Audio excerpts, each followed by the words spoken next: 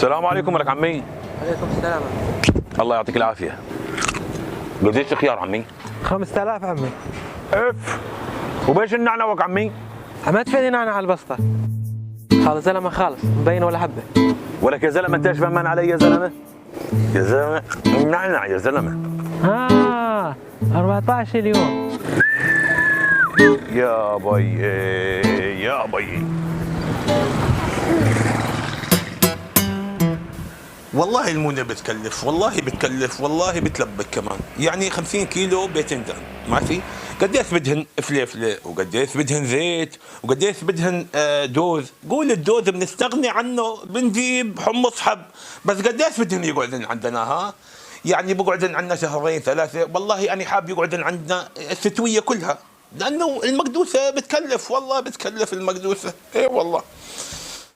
والله هذا كثير. يعني مقدوسه سنتين ثلاثه اربع، حاطه 4 مقدوسات وزيتون كمان، ولا ومسطحه بندوره كمان. والله كثير، هذا كثير. يا سلام، حاطين اكل والله ميت من الجوع.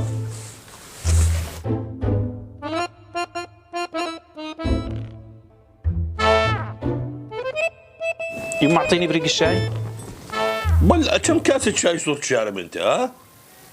ما بدها تنبلع معاي اللقمه. بعدك ما شبعت انت، بعدك ما شبعت. اميت بدك تشبع انت، اميت. يما اعطيني خبزه. بعدك ما شبعت انت، بعدك ما شبعت. كم رغيف خبز صرت ماخذ انت؟ كم رغيف خبز؟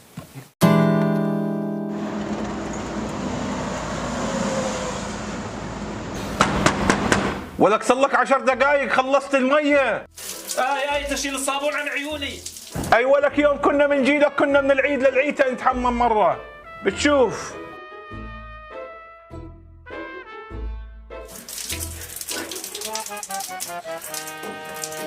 وين المي؟ مين طفى المي؟ شو عم تعمل انت فاتحه الحنفيه؟ بدنا ضلني لاحق عليك وصهريج ميه؟ يلا روحي ما قال طعمتك. قليل الطعمه. اغسل؟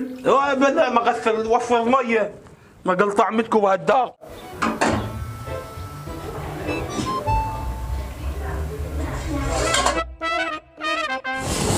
شو عم تعمل انت؟ شو عم تعملي؟ يا زلمه بحط زيت للطبخه، ما هي لزقت. الزيت ما هو اغلى من الذهب. بعدين ما تكون محروقه، يعني اطيب.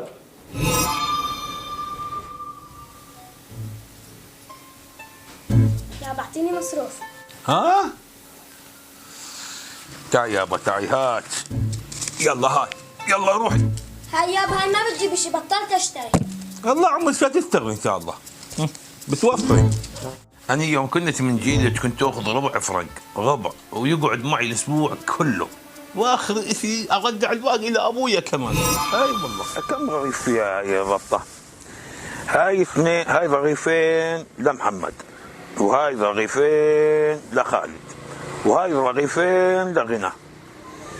والله ماني عارف بتكفينا ولا ما بتكفينا، والله ماني عارف. لا والله.